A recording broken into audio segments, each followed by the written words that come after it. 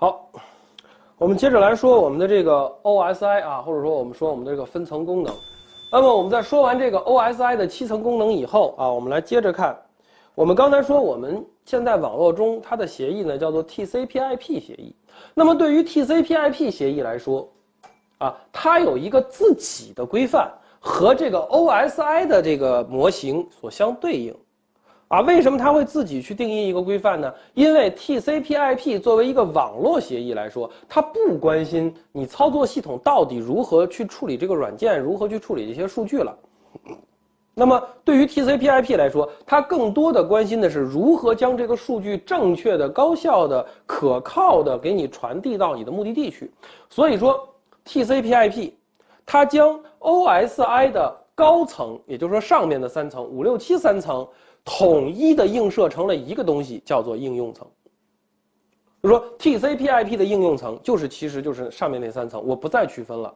后边呢，我们更多的时候会以 TCP/IP 的这个模型来讨论我们的网络。啊，所有的操作系统负责的那些东西都叫做应用了。再往后 ，TCP/IP 的传输层对应 OSI 的传输层，啊，这一层它是要关心的。然后 TCP/IP 的网络层对应 OSI 的网络层，这一层也是要关心的。这里边的协议就非常简单了 ，TCP 是传输层的协议，而 IP 是网络层的协议。从这个名字就可以看出来 ，TCP/IP 协议战。所以说，它肯定最关心的就是这个第3层和第4层，一个 TCP， 一个 IP。当然还有一些其他的协议啊，这个都是一些这个另外的东西，但是也不是说不重要啊。最主要的就是这么2个协议。好，对于下边来说，数据链路层对应了这边的数据链路层 ，TCP/IP 的物理层对应了这边的物理层，但是 TCP/IP 将这2个层次统一的规划成为了叫做第1层。叫做底层，所以说我们可以看到，其实 TCP/IP 最关心的就是中间这个在 OSI 的第3层和第4层，啊，最关心的就是这个。所以说 TCP/IP 的模型将 OSI 的模型进一步精简，让我们能够更专注于研究网络通信，就是在这2层之间的事情。啊，那么这个就是分层的好处就体现出来了，我们可以更多的、更好的去研究这些东西。好，下面我们来看看 TCP/IP 协议站里面的一些协议。啊，我们经常的话，有同学会听说到这个协议是第几层的，这个协议是第几层的，这个协议是第几层的。那么我们来看看我们通常见到的一些协议都是会是哪层的。首先，第一个应用层。对于 TCP/IP 协议站来说，我们大量的看到的、听到的协议都是在应用层，比如说我们所说的 HTTP， 啊，上网都得用这个吧，啊，这是一个应用层的协议。然后 Telnet 啊，这是一个应用层的东西。FTP 啊，下载文件用的。TFTP 啊，一个简单的文件传输。啊，其实还有很多，比如说发邮件的 SNMP 啊，不是 SMTP 啊，比如说收邮件的 POP 啊。比如说我们上网用到的另外一个很常见的叫 DNS 啊，等等一系列的东西都用到的是应用层的东西，啊，那些都是跟我们应用层嘛，肯定是跟用户紧密相连的。那么再往后看传输层，传输层是什么呢？传输层2个主要的协议，一个叫做 TCP， 一个叫做 UDP， 不是说传输层只有 TCP。它还有一个协议叫 UDP， 当然 UDP 呢，在程序看起来不如 TCP 那么好，啊，它的更简单，控制能力更差，所以说呢，我们叫做 TCP/IP， 啊，2个协议啊 ，TCP 和 UDP 是同等的。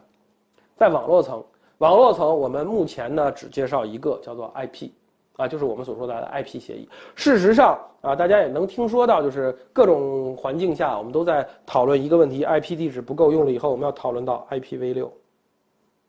啊，现在我们讲到这个 IP 呢，叫做 IPv4啊，第4个版本。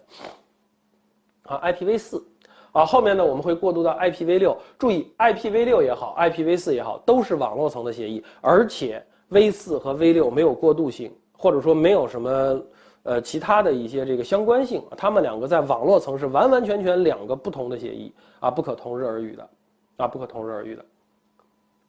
好，这是网络层，再往下数据链路层。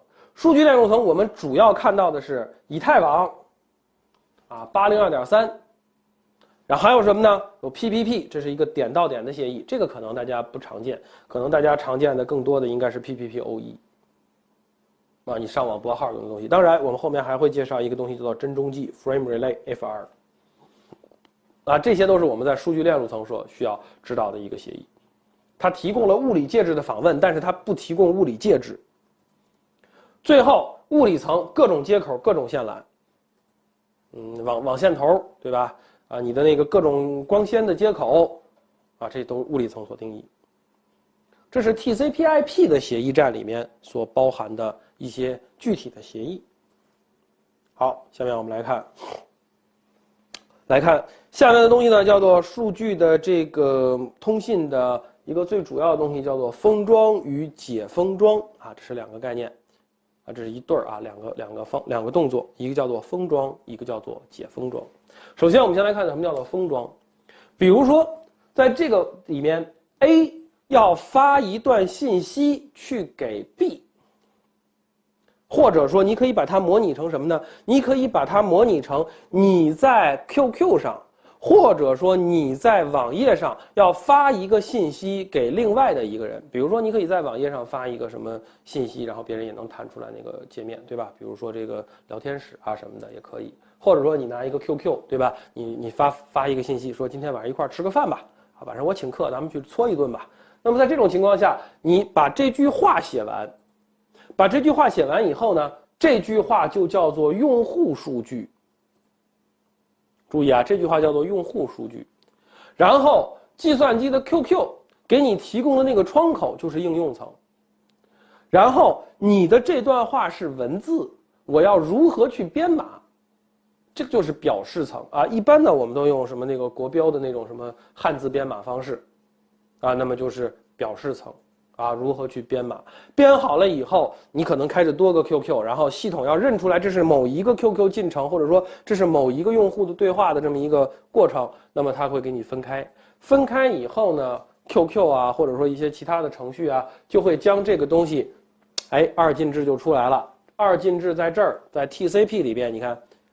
应用层完事儿了，表示层完事儿了，进程啊 session 任务层、绘画层也完事儿了。那么这三层都完了，我们 TCP/IP 的模型认为这个东西给我过来的就是叫做用户的数据，啊，叫做用户数据，然后把这个数据放在这儿。对于 TCP 来说，你发给我的我就叫做上层数据，然后增加上一个什么呢？增加上一个第四层的报文头部。如果你第四层用的是 TCP， 那么你增加的就是 TCP 报文头部。或者说，如果你第四层用的是 UDP， 因为我们刚才说了，第四层有两个协议，一个是 TCP， 一个是 UDP。你要用的是 UDP， 那么它就有可能是 UDP 的报文头部。但是无论如何，你要在前边加上一个报文头部。加上这个东西以后啊，这个东西里边是什么？然后这个报文具体怎么写的头部啊，这个我们后面再谈。你要知道，先给它前面加了一个标识啊，告诉你这是个什么东西。然后第四层完事儿以后，到第三层，从高层逐渐向低层进行这个过程，叫做封装啊。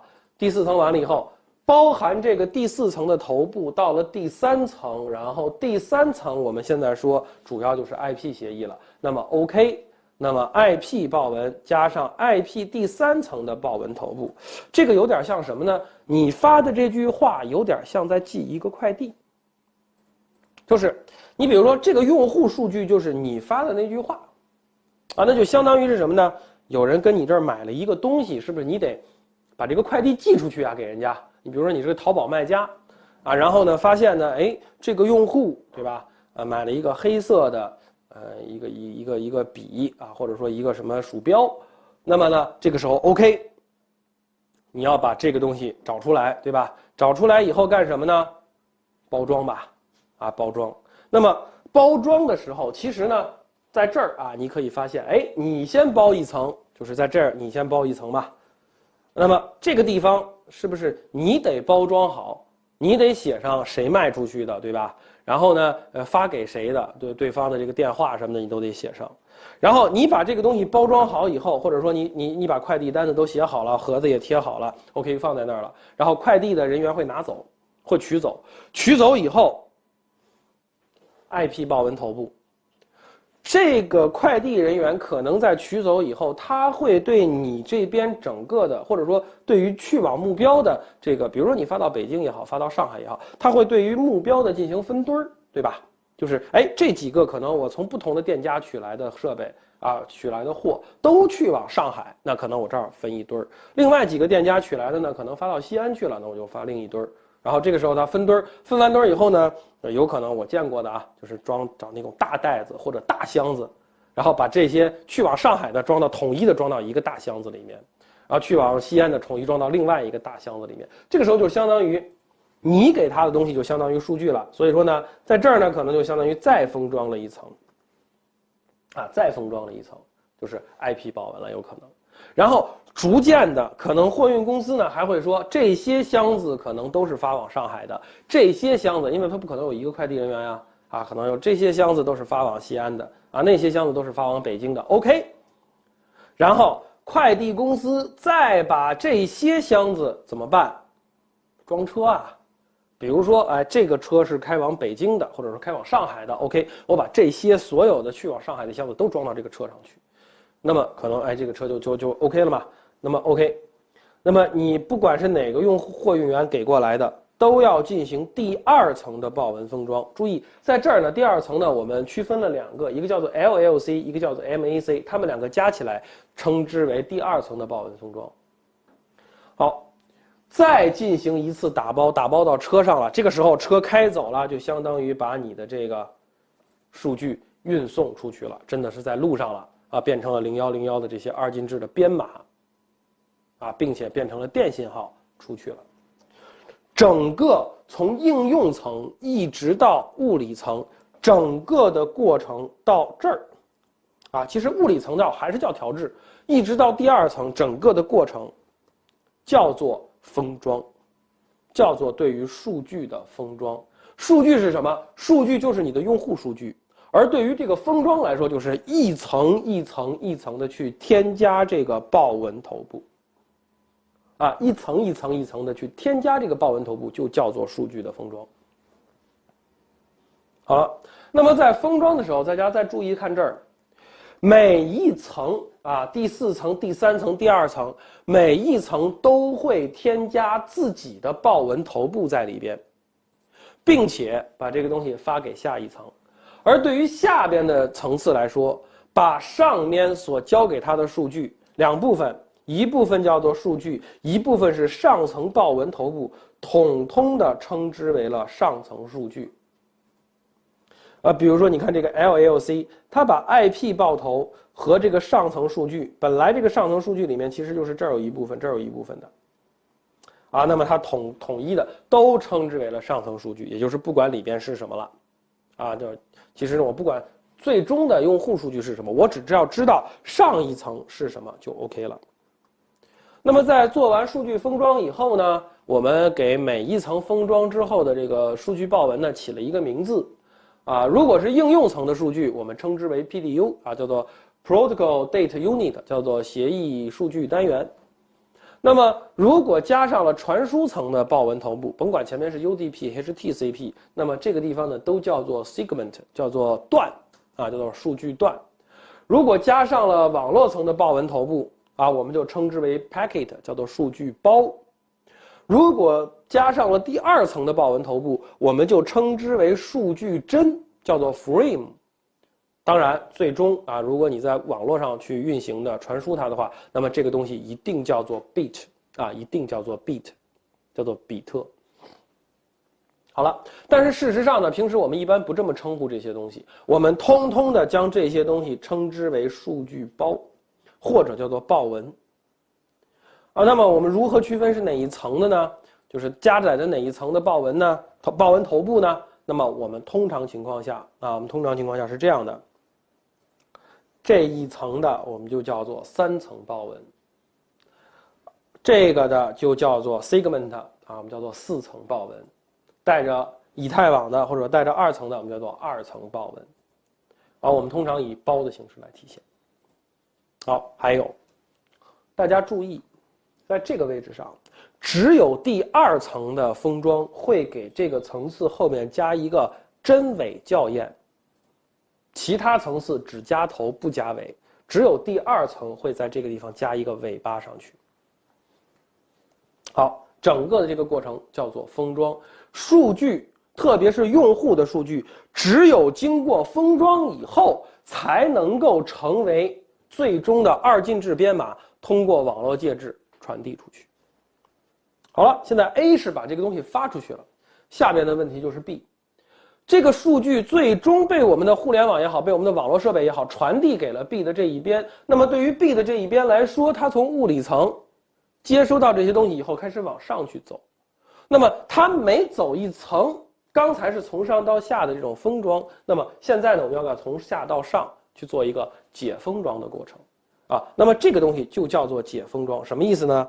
作为店家，把这个东西包了好几层，对吧？然后呢，运输公司也帮你包，快递公司也帮你包，反正给你运到了。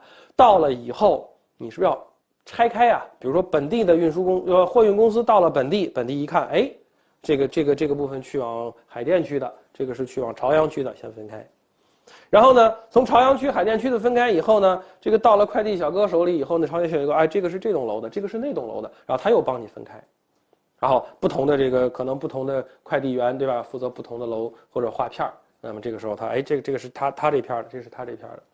那么到了这个快递的小哥给你送到你这儿的时候啊，可能你到单位还得分，哎，你们几个人一块儿买的，哎，这个是你买的，这个是我买的，对吧？那么你还是要分开的，一层一层的分，直到最后你拿到手的是你买的那个东西，你把那个包装打开，这个时候你发现，哦，我买了一个黑色的鼠标，到货了。那么整个的过程一层一层的去把这个包装打开打掉，那么整个的这个反向的过程，我们称之为解封装。注意，数据的封装是从第7层向第1层做，一层一层来。数据的解封装必须是反向的，从第7层到第1层到第7层，一层一层的往上去解，不能中间有跳，一层都不能跳。哪一层不对，这个数据都没有办法使用。这一点非常关键。哪一层不对，这个数据都没有办法使用。所以说，只有在封装和解封装所有的东西都正确的情况下，那么我们的数据或者说我们的信息最终才能够通过网络传达到目标，并且让我想让看到的人看到这个问题。好了，这是我们这一节的内容。